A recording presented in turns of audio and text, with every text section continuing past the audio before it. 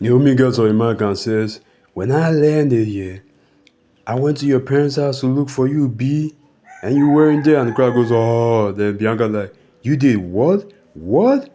Then Bianca's mom is all looking on as well as the dad.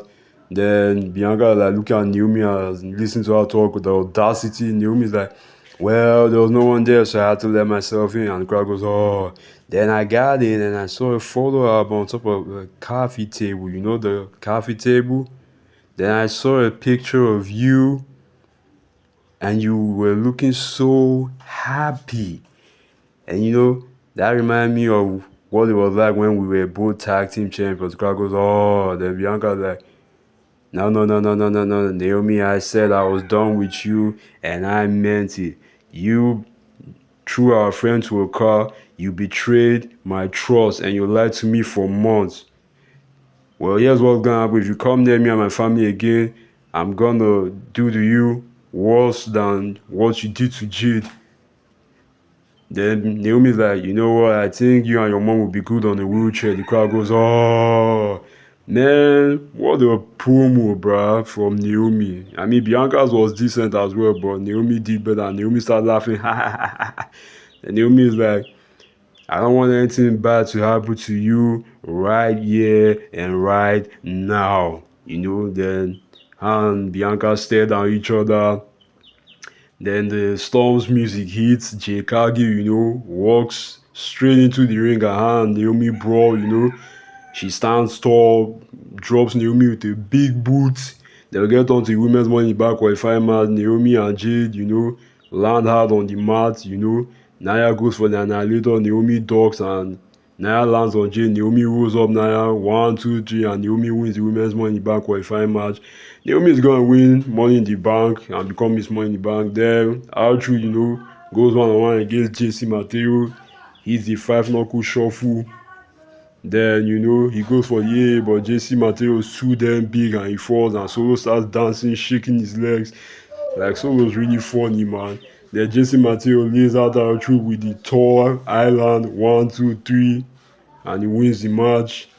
Then, Solo tells JC Mateo to continue beating the crap out of our troop. Then JC Mateo, hits our troop with headbutt after headbutt. Solo goes for a Samoan spike. And then Jimmy's music hits, "Ooh, so," and the crowd is going, "Ooh." Then Jimmy's like, "Come on, JC," and Solo's like, "Whoa, whoa, whoa, whoa there, big brother. I don't want no trouble." Then Solo, walks out of the ring and Mateo attacks Jimmy from behind and Solo then stops him from continuing the damage and Jimmy's all looking on. Jimmy gets dropped even with a steel chair, like what the hell. Then get on to the SmackDown Tag Team Division segment. Ciampa says this is gonna be the end of the SmackDown Tag Team Division. Let's all witness it. Everyone stand up and be in a moment of silence and the crowd goes boo. Then Wyatt Six, appear and lays out every single one of them. Eric lays the Mosi machine gun out, Dexter lays the Street Profits and DIY out, Joe lays out Fraction. Then he uses Dexter as a power bomb on top of Action. Then DIY, they retreat. Then Nikki Cross lands on Candice LeRae. Then Naomi, meets Tiffany and tells her, "You don't have no idea what's coming your way. If you remember, you stuck your nose in my business when I was fighting to get the women's championship. And at Money in the Bank, I'm gonna win the briefcase and I'm gonna cash in on you wherever and whenever I want. And you don't know what I'm capable of. What I did, if you wanna know, ask Jade." Alexa Bliss appears and the crowd goes, "Woo!" She gets a pop and she's like, "I wouldn't worry about her, Tiffy. Well, I'm a worry about me winning the Money in the Bank."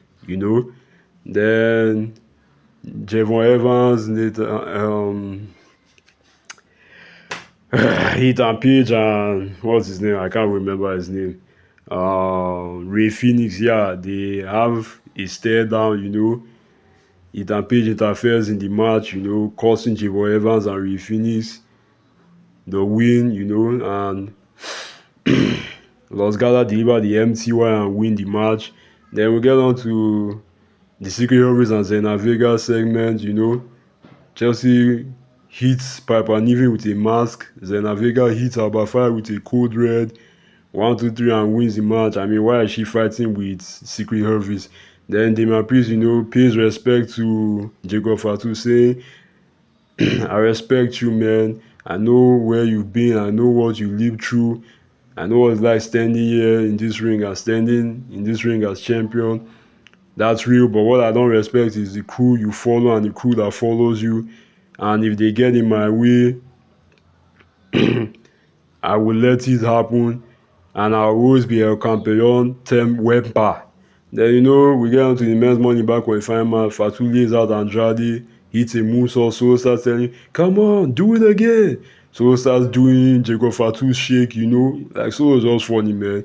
Then JC Mateo starts ordering Jacob Fatu around, saying he should do it again. And Jimmy comes in, lays out JC Mateo. Andrade, takes advantage and lays out Carmelo Hayes 1, 2, 3 and qualifies for the men's Money in the Bank ladder match. Then Cody Rhodes, Dr. Libations gets on the mic and says that he will never hesitate with John Cena ever again. And John Cena says, if it isn't professional wrestling's biggest wannabes, you are nothing but a John Cena wannabe. And you are nothing but a John Cena wannabe. Like, bruh.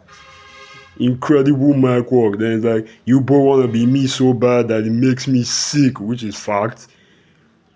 You want my fame, you want my money, but you can't, none of you will get it because you are both desperate and lazy. Then it says, Logan Paul is the only person who is an epitome of hustle, loyalty, and respect, and Logan Paul has done more than you professional wrestlers in this ring.